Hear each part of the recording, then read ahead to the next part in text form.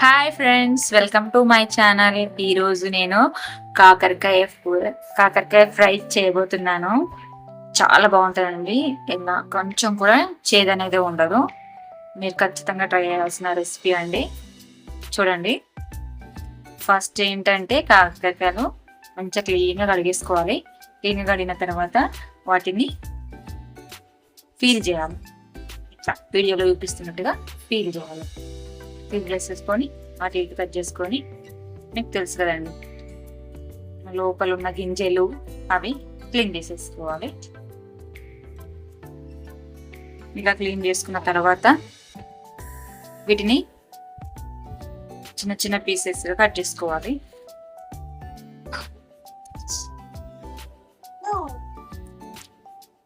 ఇలా ముక్కలు కట్ చేసుకున్న తర్వాత వీటిలో సాల్ట్ వేసుకోవాలి. ఆ క్లిప్ మిస్ అయింది, సారీ. స్పూన్స్ వేసుకొని బాగా గట్టిగా పిసుకోవాలి. ఎలా అంటే ఆ ముక్కల్లోంచి పిండినప్పుడు గ్రీన్ కలర్ లెక్క వాటర్ రావాలి. కొంచెం నురగ కూడా వస్తుంది, అది పీస్ని బట్టి ఉంటుంది. ఇట్లా వాటర్ అంతా వచ్చేటట్టు గట్టిగా పిసుకోవాలి. అంటే ముక్క సాఫ్ట్గా ఉండాలి. ఇలా పిసుకున్న తర్వాత మనం ఏం చేసుకోవాలంటే వాటర్ ఉంటుంది, గట్టిగా పిండి తర్వాత ఆయిల్ వేసి డీప్ ఫ్రై చేసుకోవాలి. స్టార్ట్ చేద్దాం. బేసిక్గా ఏంటంటే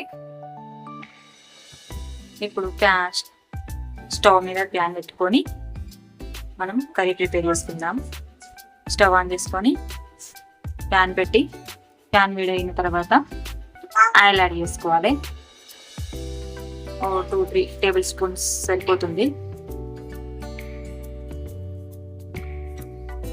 ఇప్పుడు ఏం చేయాలంటే ఈ పిసుకున్న కాకరకాయ ముక్కలు ఉంటాయి కదా, అవి గట్టిగా వాటర్ లేకుండా మొత్తం పిసికి ఆయిల్లో వేసి ప్రతి ఒక్క ముక్క గట్టిగా పిండి ఆయిల్లో వేయండి. వీడియో తెప్పించి చూపిస్తున్నట్టుగా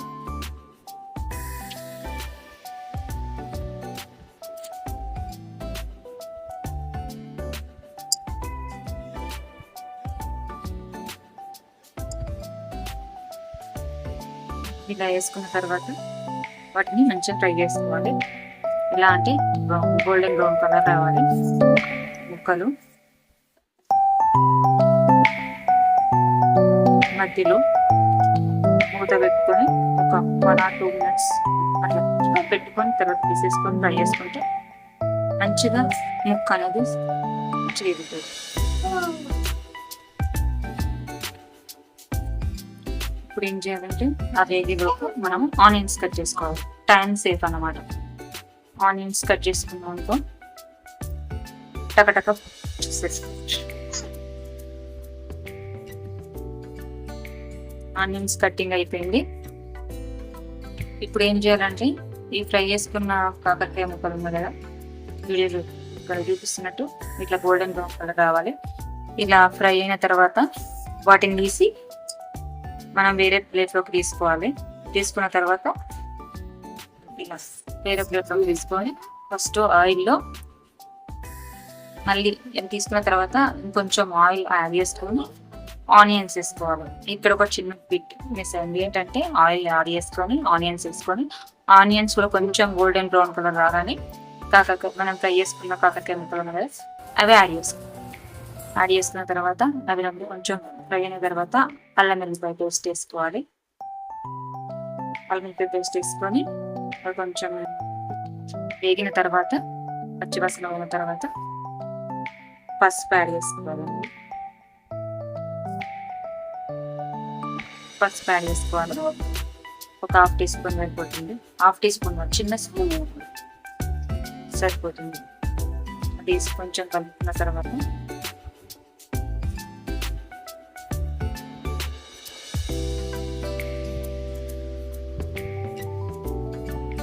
మనం కారం యాడ్ చేసుకోవాలి.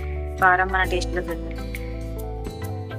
తక్కువ కారం తింటాం కాబట్టి ఒక 1.5 అంతులు సరిపోతుంది. అది సాల్ట్, కారం తర్వాత సాల్ట్ కూడా యాడ్ చేసుకోవాలి.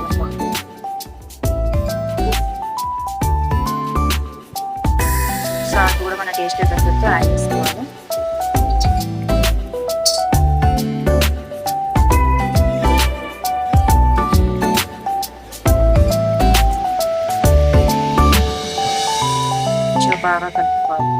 కలుపుకొని మంచిగా కలుపుకోవాలి.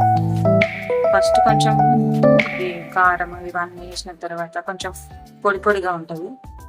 ఒక్కసారి మూత పెట్టి మళ్ళీ తీసేసుకుంటే సెట్ అయిపోతుంది.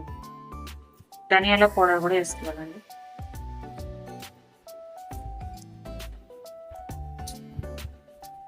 మూత పెట్టి తీసిన తర్వాత కొంచెం మంచిగా మగ్గుతుంది, కొంచెం ఫ్రై అవుతుంది. చాలా టేస్టీగా ఉంటుందండి. నేను ఖచ్చితంగా ట్రై చేయాల్సిన రెసిపీ.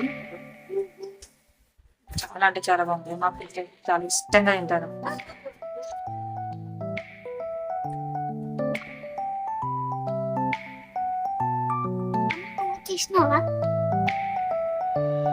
అయిపోయిందండి. చూడండి లాస్ట్ ఎలా ఉందో మన కారం.